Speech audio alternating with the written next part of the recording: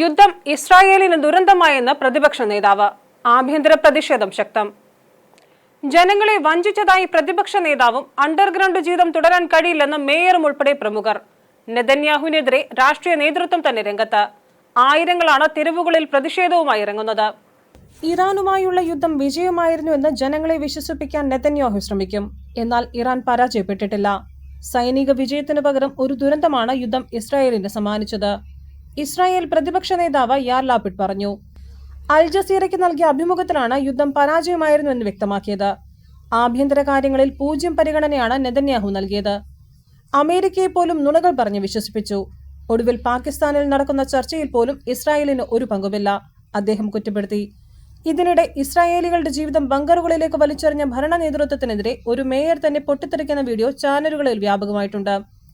പല നഗരങ്ങളിലും പ്രതിഷേധവുമായി ഇറങ്ങുന്ന ആയിരങ്ങളെ പട്ടാളത്തെ കൊണ്ടാണ് ഭരണ നേതൃത്വം അടിച്ചമർത്തുന്നത്. International desk, ജനശബ്ദം.